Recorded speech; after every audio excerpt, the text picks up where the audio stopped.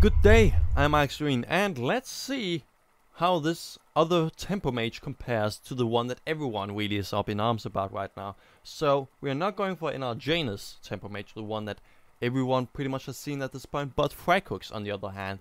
Another Tempo Mage that should also be really good, as he actually got to top legendary with it, if I recall correctly.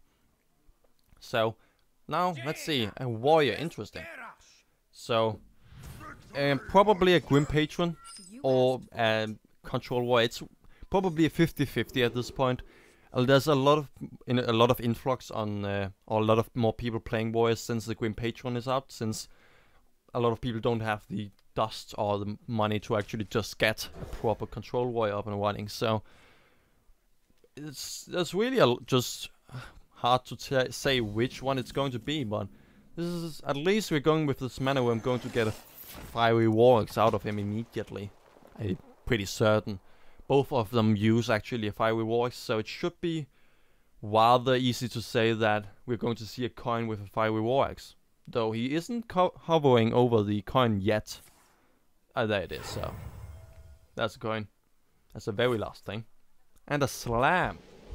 Okay, that is interesting. Though the thing is that the slam makes it more likely that this is going to be a Grim Patron warrior. Don't know why I actually just stopped up in that sentence, but the fact that he has cards like Salam, which are going to go for card draw, makes a combo deck of a Grim Patron more likely. Though Salam is also used in decks like the Control Warrior, so it's hard to still say, but I would shift over to saying that this is going to be Grim Patron Warrior. So if we can get the the Flame Strike top deck within the next few turns, at least before turn 8 or 9, then we will probably be in a really good spot. Especially if we can Frostbolt whatever he would play this turn, this Flamewaker would do its job and we would just go happily over. Oh, that's the fiery warg. So that Flamewaker is going to be dead. And we're going to see a traded Cruel Taskmaster, so the fact that I played the Flamewaker, I would say that it was a tempo play, but it probably was just stupid. Well, at least the Pilot Shredder is, while going to die, it's obviously going to have a do-up, so it's going to die to the fiery wargs. It's going to deal 4 damage to his face. He can go for the armor on top of that, but then he will not be able to play anything else. Except for something on 2 mana, so something like an Armor Smith. That's a Doomsayer, so we actually get another turn. Or well, he can play the Death Spite, that is true, but we get another turn in some way. So if we go for the Keystone Mystic, he would be just going for a swing with the Death Spite, getting ready for anything big. You can also go for the Sludge Belcher. The thing is though that the Death Spite will be able to kill it second time around. Another Cruel Taskmaster would also be able to kill it, but then we actually would have been able to get all Cruel Taskmasters out of him, so that is actually rather good, isn't it? If you could do that. The Asia Drake is just going to die. The Keystone Mystic would just be able to get one swing out of the Death Spite, and nothing more. So, actually, and then the Sludge Badger would just be killed the turn afterwards, so I think this is... there's a Flamewaker even, so we may actually... The thing though is here that I can go for the Sorcerer's Apprentice too, so I can actually get all the mana out of this thing. So, okay, let's think about this. If I Frostbolt, we can get 2 into the Sludge Belcher, right? Then, if it only goes 1 into the face, or 2 into the face, he will be able to trade into the Sludge Belcher. The Sludge Belcher would still die. And I think actually it is probably safer to do this. Just so that we get the most out of the Flamewaker, which chooses to actually go for face. So, yes, so actually we can now trade next turn and go in with everything. So, I think this is actually the better choice. While he can kill it with only his Death Spite now, and can get ready for anything big, something with the not the Thorthing. Yo, yeah, it's called the Thorthing Berserker, isn't it? Oh, so a new weapon maybe. An execute? Okay, this is going to be... Well... A lot of stuff is going to die next turn, that is for certain. The Thorthing Berserker is probably also going to go up together with the charge one, too. So... Well... Let's go for the unstable portal, I don't see any reason not to. Oh. That's actually pretty good, since we're actually using his... the core of his deck actually against him, maybe. But the problem is I would have to trade in my Sorcerer Apprentice into the Armor Smith, giving him some armor, but on top of that, I would then have the, whatever I would play would just be killed by the Death Spite. But if I actually just go into face, he's just going to go into face with his weapon and everything else, and I will not be able to trade in anyway. So while this is not the best thing, the Keystone Mystic, while not doing anything, is at least hopefully going to bait out the second swing of the Death Spite so that we can actually get everything else out. But actually I cannot remember if... Interesting. So this is a control warrior. This gotta be a control warrior. Ah, a Wagnerus. Cool. Actually that was the wrong play due to the fact that we should have just traded in on the Fire Blaster, then we would with the rest of the mana just have played everything else. So that was a misplay. So we have to actually rely on the RNG hitting the Iron Juggernaut, which it doesn't. Which is going to be rather problematic actually if he has another Execute in hand. Which he probably has. But he is going down to 6 actually, so if he doesn't armor up, I can just top deck a Flame Strike. No, a Fireball and kill him. So... He doesn't. I'm pretty certain there's a Fireball in this deck. Pretty certain. A Flame Strike. Well, it's going to do something, isn't it? He's going to deal 14 damage to me next turn. But at least he really has to deal with the board. He cannot just wash me down. Except if he... Wait a minute, how much is... I said 14, right? So he would bring me all the way down to 8. So he could actually rely on the bomb going off, but that is 1 in 18. Very unlikely, I think. So... Yeah, so he actually just deals with the whole board. Deals whatever damage he actually can. Actually, yeah, there we go. Kills probably also the Mech Warper. Goes down to 4. So a Frostbolt would kill him. That is a mana worm. That won't do it. But, I mean, at least we Fire Blast him in the face. This will trade, which I'm hoping for. And I'm still forcing him really to actually either armor up or in some way trade with Dr. Boom to not go all the way down. I mean, he has only 1 card in hand and we are really just top decking at this point. So, except if I get some kind of Arcane Intellect, but I can actually not remember if this deck actually uses an Arcane Intellect. So, well, he's just going for the Fiery Wargs. I like this. So it doesn't seem like he's actually any kind of Grim Patron thing, because then he would actually have kept everything in hand. Except for the other Asia Drake. I actually cannot remember any other type of dragons we have, so... It's only going to be a 1 in 16. And there's still the bomb that we have to look out for. Or just cross our fingers for, so... A Shield Bug, okay, that is going to really get him some time, especially with the card draw on that. Getting 2 cards played this turn, unlike me. Bringing me all the way down to 12, so the bomb is actually just going to keep me alive. Kel'Thuzad, that is going to at least make this board presence safe. So should he in any way be able to kill the 5/4, then he would be able to then he would still have to be in trouble. But Guamash plus, is he going to be able to trigger it is the question here. I mean, he can go into the he can kill Kel'Thuzad with that, but then he would be able to then he would still die, right? So he will have to rely on just the bomb. Actually, that was a misplay, because the thing is, as I said all the time, either this way he would have to die no matter what. Or he could have just gone into phase and hoped for this being the bomb, and then he would probably still have won. So the fact that he would still be in this game in last 2 or 3 turns should have only been for the bomb or just top taking something like Gormish together with a trigger. But he already wasted the trigger with getting the fiery Warwicks out, so I'm not completely certain about the last few turns, but still a good game. Still a good game. So let's see if we can get some. I hope at least that we can get maybe 2 games in. I mean, if it's going to be a 10-minute game like last time, it's going to be only this game as the very last one, but let's see. Let's see.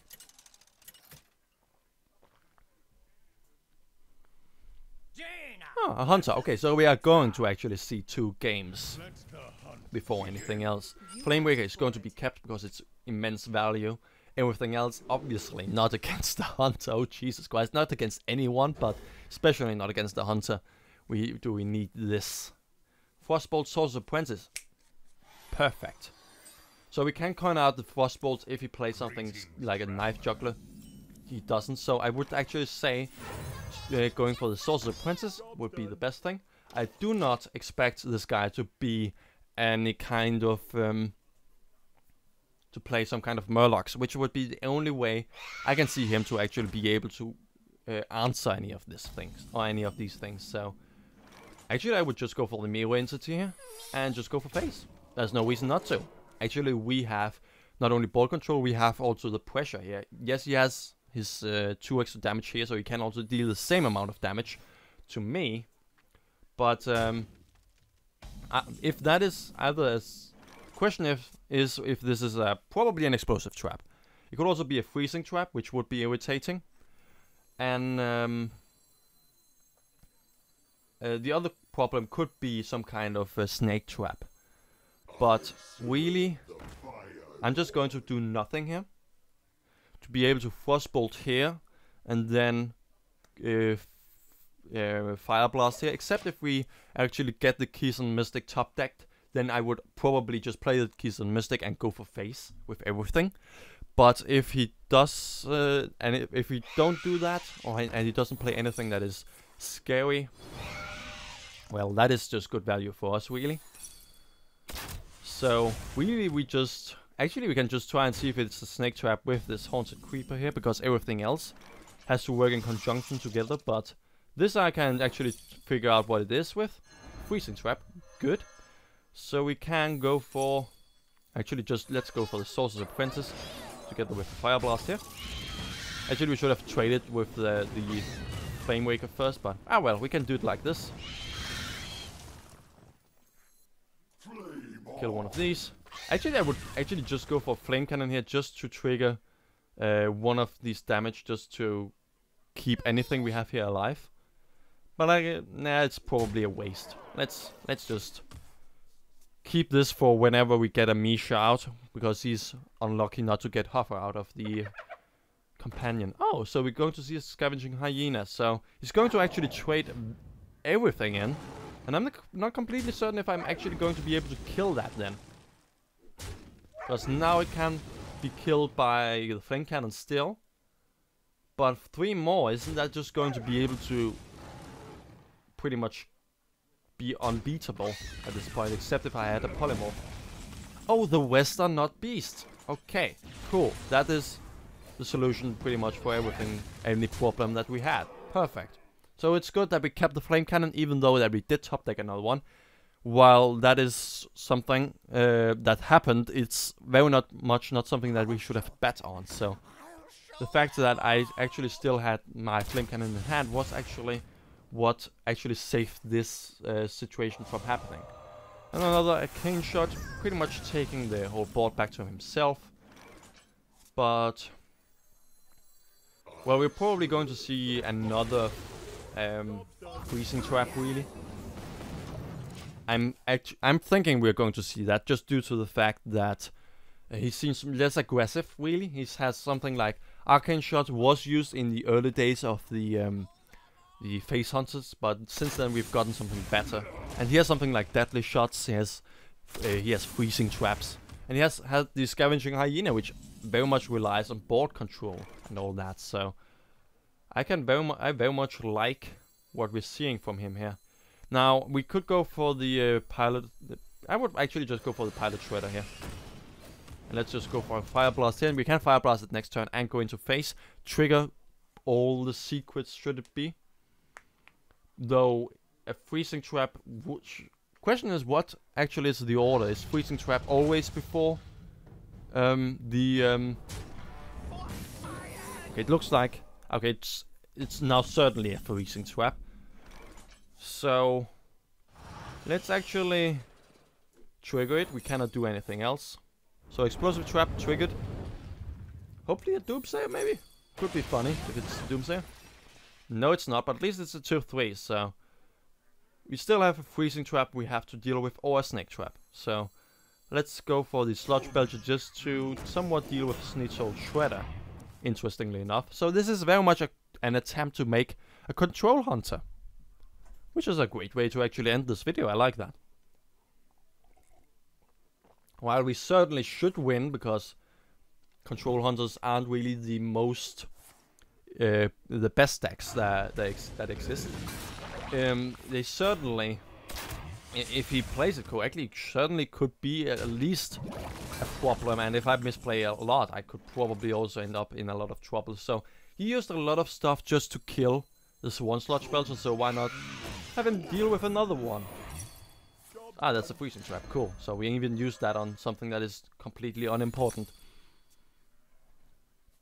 So a lower threat together with an Asia Drake, probably other order, of course.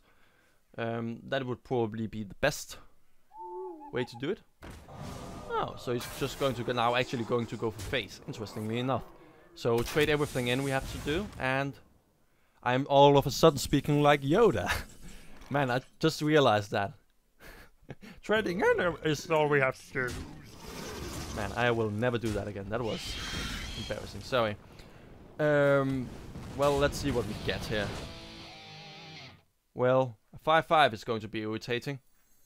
Let's get some taunts actually up. That is actually a pretty good way to deal with this.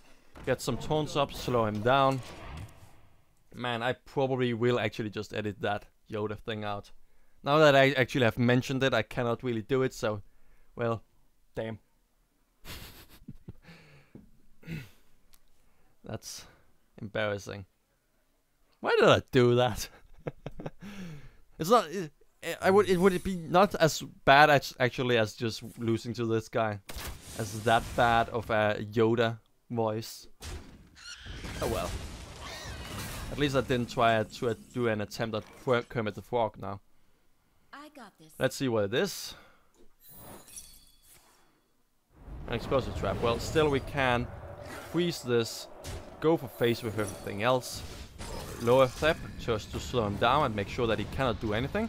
He can still freeze Elite Torn Chieftain for a lethal, but he did just use his one owl, and I'm not completely certain that he would have a second one. Now he has control, so it would make sense to have a second one. But a Rhino, that is still going to be making me rather close to it. It's going to be rather close to a lethal, but we can still actually trade everything away. Question is, how much do we have? We have actually 10 here. So if we get, I'm pretty certain there's a fireball in this deck, so we can get lethal with a fireball. The other problem just is if we trade away like this, right, and go for Kel'Thuzar to get this one back, he only needs 1 damage. We already have seen 1 arcane shot in here, and we can always still do the trading.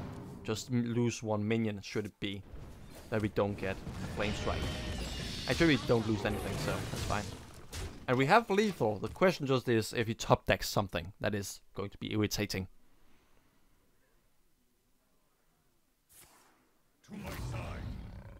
And perfect. Not hover for once. Well played. Well played, indeed. That was really, really close though, to say the least. Really, really close. So, probably not as close as it should have been, but at least I won, so I guess that's fine. And I even did an awful Yoda voice, so I guess we pretty much checked everything off that could have gone wrong. And right at the same time. You can judge for yourself what was a proper thing and what wasn't. So let's just look at the deck. Jesus Christ. I'm completely weirded out all of a sudden. Guess I cannot just talk for even 40 minutes straight. Well, okay. Let's look at this. The wins didn't look as dominating as with the other deck, but it may also be because it just was slower, and the fact that we didn't win immediately. We were also very strong in the early game, but then we still just edged out in the end. So the fact that we have something like the Sludge Belchers, which were very important in the game we picked against the Warrior, if I remember correctly, and something like the Flame Strike has been important. So all of these things, the Kelp Facade we sadly didn't get to use, but everything here has actually been very important to still edge out in the later parts. And there's a Fireball actually. I was right about that. In fact, that we actually have these were the things that pretty much made us edge out and get the win in the end. So if you're actually running with this other Tempo Mage and feel like you are a lot of time just ending up with not being able to win in the later stages, and you actually end up in the later stages of the game a lot, switching from this deck maybe to the other one may be able to solve the problem for you. So I guess that is pretty much my conclusion on this. It's not as strong in the early game, but still very much strong, but it can just have enough late stuff that it can actually edge out. So thank you for watching. See ya!